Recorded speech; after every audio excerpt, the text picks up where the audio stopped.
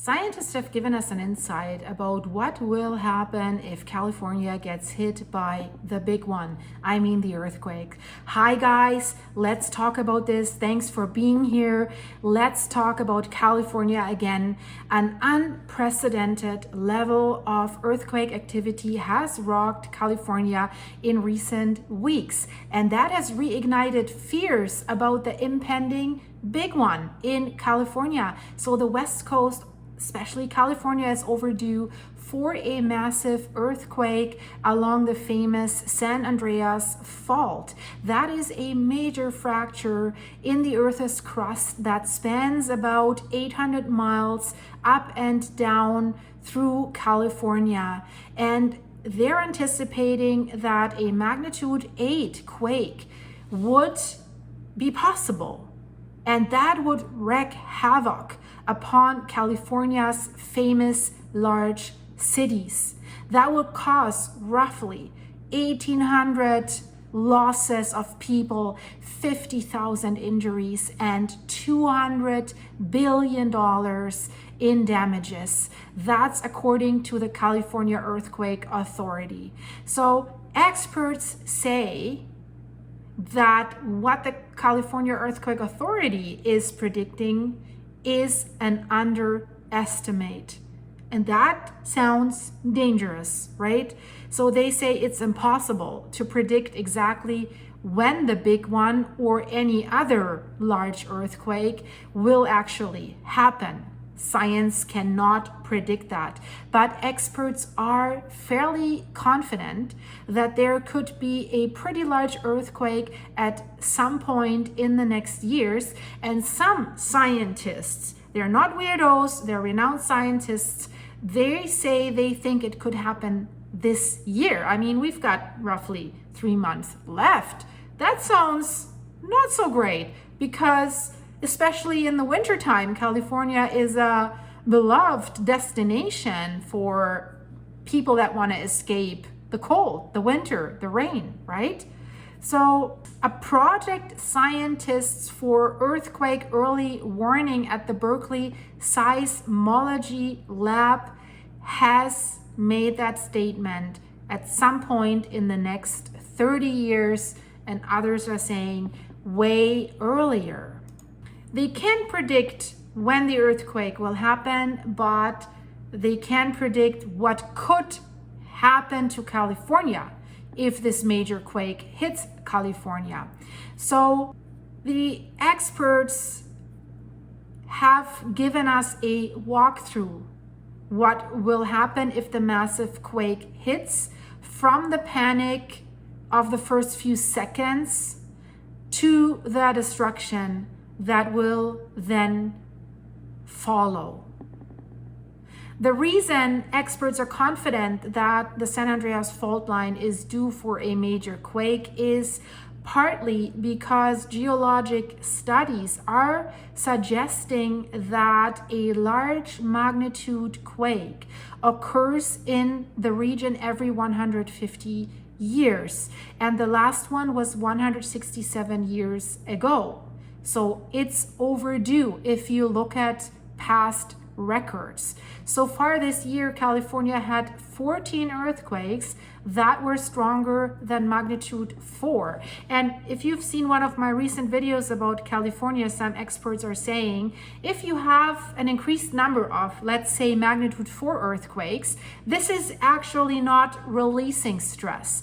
This is an indication that a bigger one might follow. That is their theory. After that many of one magnitude, it's an indication that then a higher magnitude is following. So the average number, guys, of magnitude 4 and above earthquakes in this region is about 8 per year. We have 14 so far. We just had one a week and a half ago, I think. So of course they're saying this heightened earthquake activity that we're seeing right now is not necessarily a sign of an impending doom. They're always careful with what they say, and nobody really knows for sure.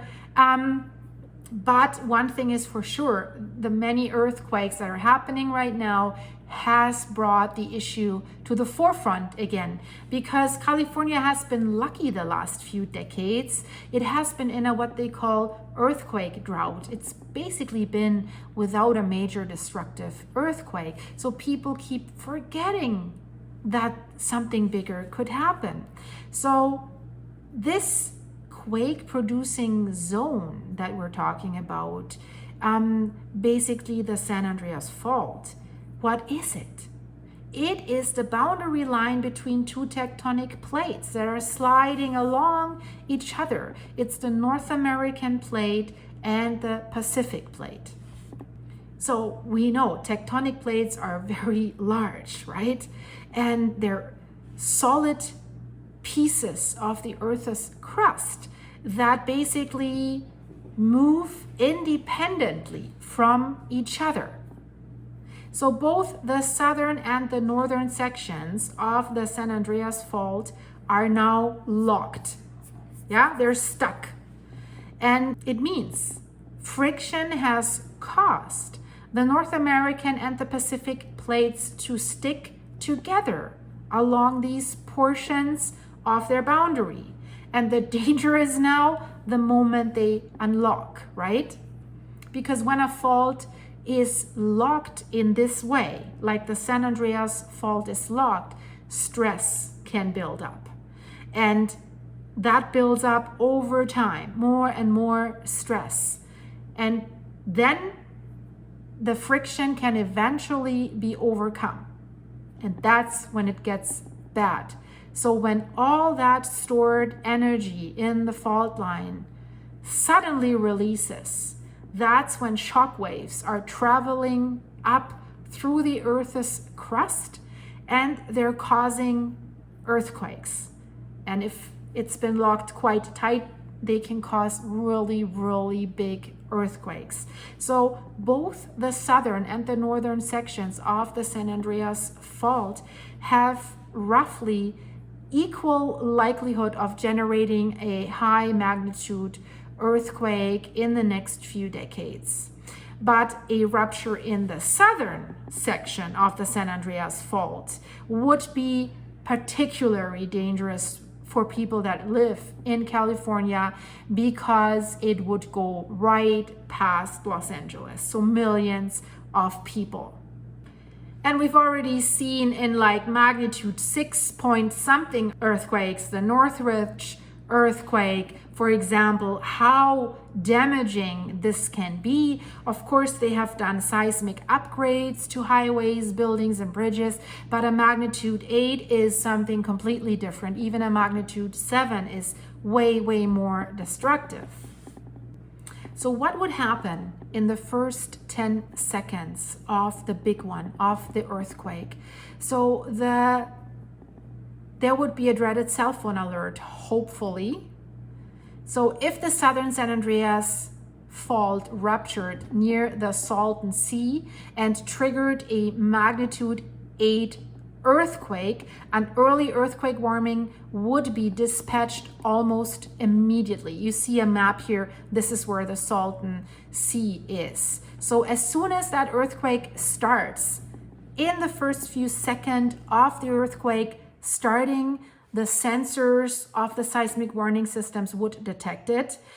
So this is an alert system that is alerting even or already before the earthquake has even finished. So it could give people valuable 1, 2, 3 seconds to get underneath the table, get to the ground, get away from anything that could fall on them.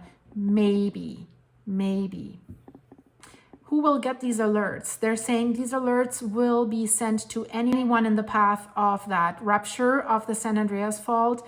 As it moves up and down the fault line, it will appear as a notification on their phones, cell phones, of course.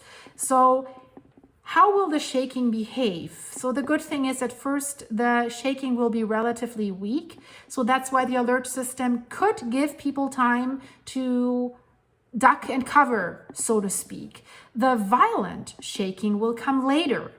So that's why, if you thought when I mentioned the alert system, If it has already started, what does that help you? That was my first thought. But if you have a chance to duck and cover or get away from any electricity lines or whatever in a few seconds before the violent shaking starts, where you, with a high probability, will be unable to move, that could save lives for sure. So stronger shaking will come later, but that's not to say that you can't have a really strong shaking right off the bat. I mean, everything is still possible, right? But typically what we see is that the strongest shaking happens a few tenths of seconds after the shaking began. Why is that so? That's because the seismic waves that are released in the first seconds after a rupture are P waves. So they behave different than the other ones. They don't cause such a strong shaking. So the P waves, they travel very fast, about 3.7 miles per second, but they generate less ground movements than S waves. So my name is Silky. So as you know, some people say I have a volcano in my basement and I'm making a volcano in my basement. Maybe I'm making earthquakes in my basement. And if you want to know, become a member of my channel, because I have a video there. I'm showing you my basement and you will see what's in there. So the S waves, they take longer to occur. So the Great California Shakeout has made a video simulation. So they have simulated a magnitude 7.8 quake near the Salton Sea. And what they have found, or what this simulation shows, they say it would generate a shaking up to intensity level 5 near the epicenter in the first 10 seconds. And then this level of shaking would be felt by everyone in the area, but would only cause slight damage, according to the USGS as well. So further out from that Salton Sea epicenter, small towns within 20 miles of the Salton Sea, including towns like Mecca, Salton City, and Calipatria, they would feel the shaking up to intensity level 4. And this level of movement is considered light and would mostly be felt also by people that are indoors. So it would feel like a heavy truck striking a building. Would you consider that light? I'm not so sure. And it would make like parked cars rock side to side, like shaking around. So what happens after 30 seconds? That is when shizzy could hit the fizzy, really. So that's when buildings come crashing down. That's what the USGS says. At the 30-second mark, cities and towns within a 60-mile radius of the epicenter that are located directly on the fault line, such as Palm Springs, beautiful place, always nice and warm, they could have a shaking. And now hold your breath, guys, a shaking up to intensity level 9. Wow. So they're saying you're going to see a lot of high intensity ground shaking at this point after the 30 seconds. And this level of ground movement is considered violent. Yeah, I agree with this. And it could cause significant damage to buildings, even cause some to collapse or shift their foundations completely out of place. They would maybe collapse later or are uninhabitable and need to be torn down. The USGS is saying that. They're confirming this, guys, right?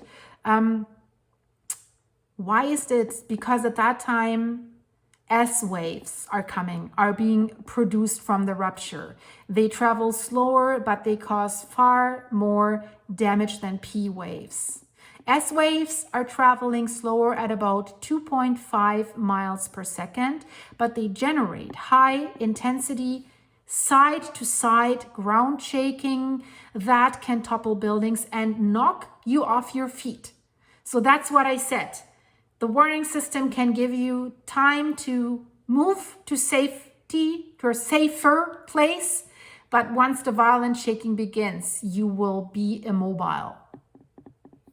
So locations further away from the fault line, but still within 60 miles of the epicenter, for example, places like Four Corners and Blythe, they could see intensity levels up to level 6 or 7.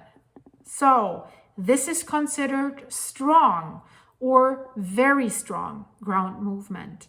But good thing is the amount of damage that they would expect to areas like this will depend on how the buildings are built. So if they have seismic upgrades, it might be not as bad. But if they're poorly built, some areas could see considerable damage. And there are a lot of poorly built, not upgraded buildings. They could have broken down chimneys or stuff like this. The USGS says that, quote, here in the US, we would not expect to see buildings falling down, collapsing left and right. Because in California, we have building standards. Well, but it has happened in the past. And there are still cities that are not up to date with their upgrades. So I reported about this in my last video. So there's buildings, old brick buildings that are still not upgraded. So I have my doubts that this is really the case. But USGS is saying these building standards mean that most buildings are designed to withstand high magnitude earthquakes. Yeah, the new ones, right? But even well-built structures could see some slight damage. That's always the case, and they probably will, right? They say it's plausible that people could be injured by this level of shaking, especially due to the risk of falling objects dislodged by the ground movement. Yes, so that's why most people are injured when after they're shaking, they're running out of the buildings and then they're getting hit by stuff falling off the facade or the roof or glass from the windows or something like this.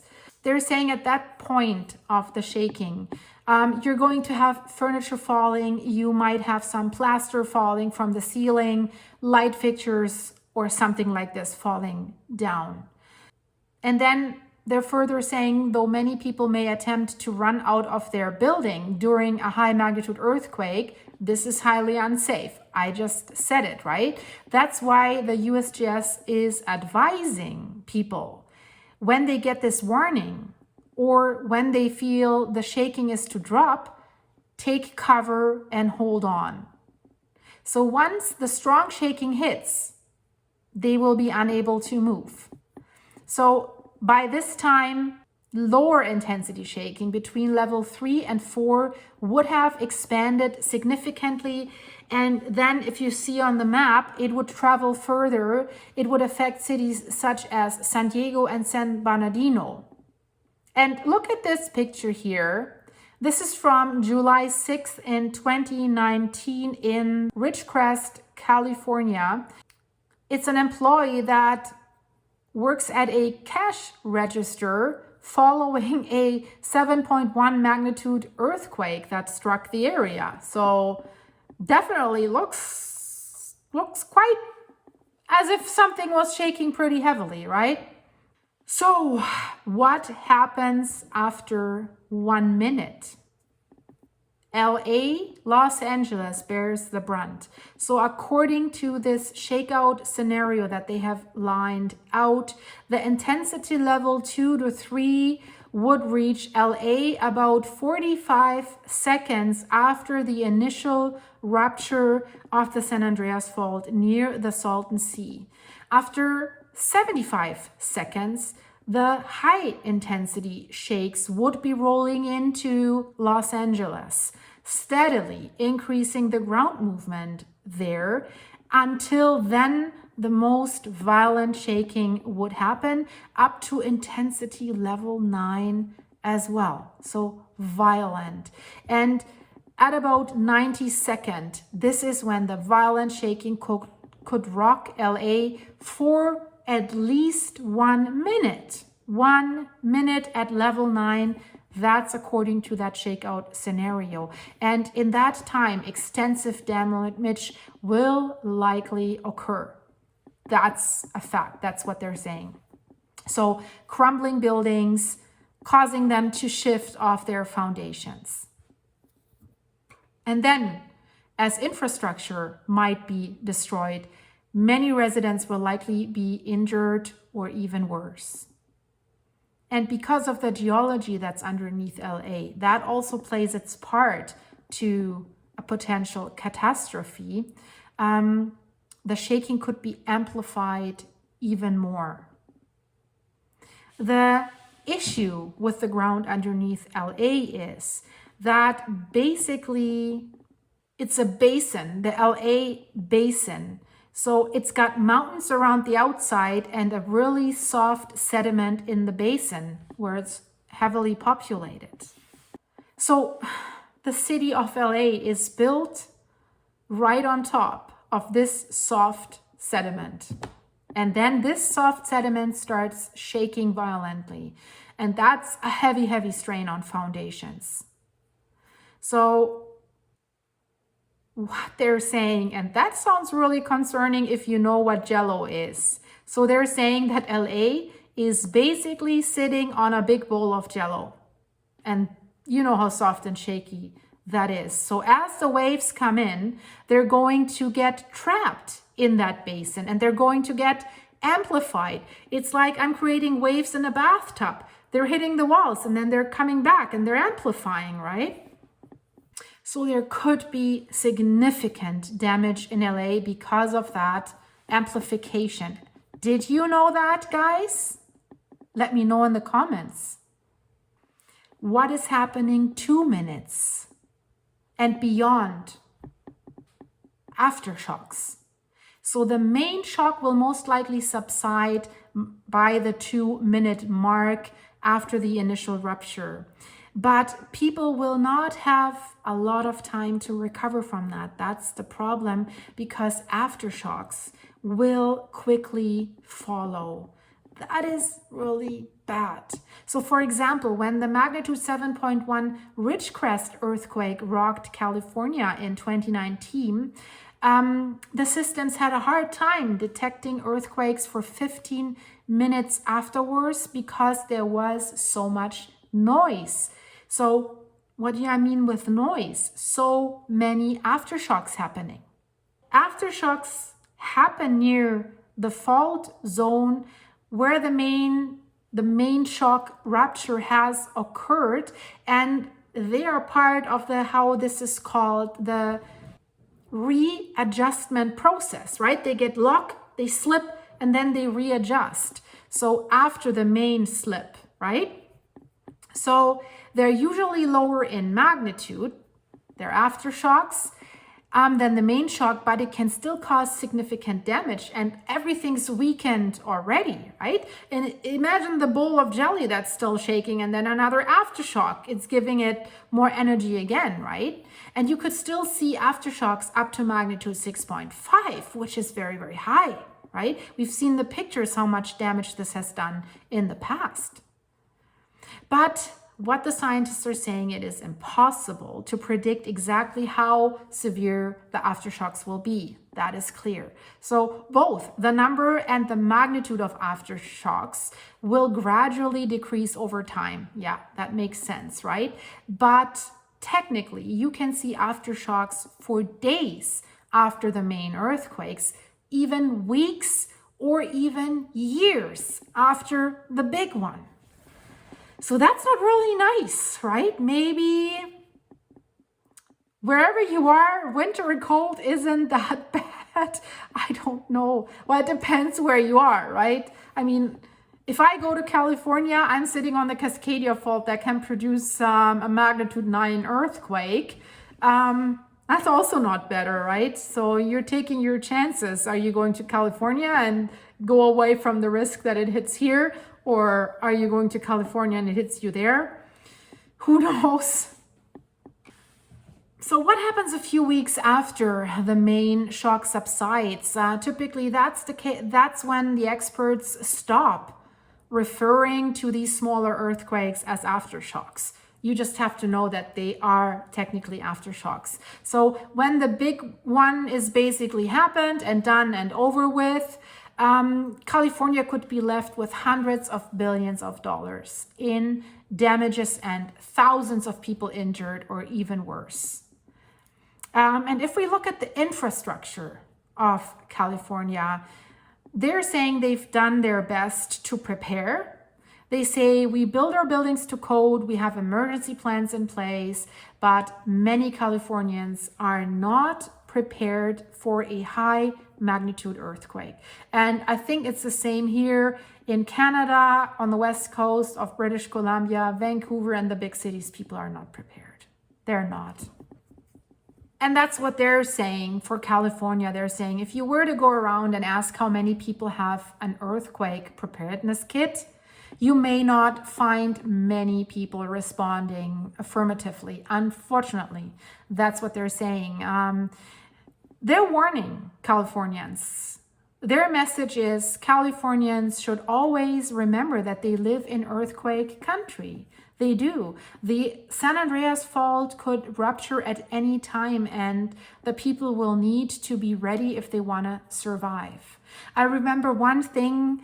I have met in downtown Vancouver with a guy that I did some business with, and I was discussing this topic, and I said, I don't think anybody is prepared. And he just had a suitcase with him where I thought it's just like business stuff. And it was not a big suitcase, but it was like a, a magician's hat. He said, oh, I'm prepared. Here. There's the walkie-talkie, there's a second set of walkie-talkie, there's a second and a third set of batteries, there's water, there's first aid kit, there's a blanket, there's some antibiotics, and there's some, I don't know what it even was, but he emptied out that suitcase, that little looked like a binder for like paper. I was impressed. That was actually the only person I met that was really, really prepared. And he said, yeah, got the same thing in my car, at home, and in multiple places, right? Because you don't know where you are when the earthquake hits you. So it was impressive. I admit, I don't have a kit like this. Live in I always these say, yeah, towers. I should have one. But then life happens. So maybe this is a reminder to myself to do that. So guys, I hope you liked this video. Check out my playlist about California. Subscribe to my channel. Check out my membership playlist. Become a member of my channel. Join this wonderful community. And by becoming a member, you're also supporting my channel, which I greatly appreciate. To all of you who have joined the membership, thank you for being there. For all that are buying me coffees on my Buy Me a Coffee site, thanks so much, and thanks for your supers. Check out the links in the description of this video, and check out these videos in the end screen, guys. Really, really interesting stuff. You will not regret it. Stay safe, be prepared. I see you soon. Bye-bye.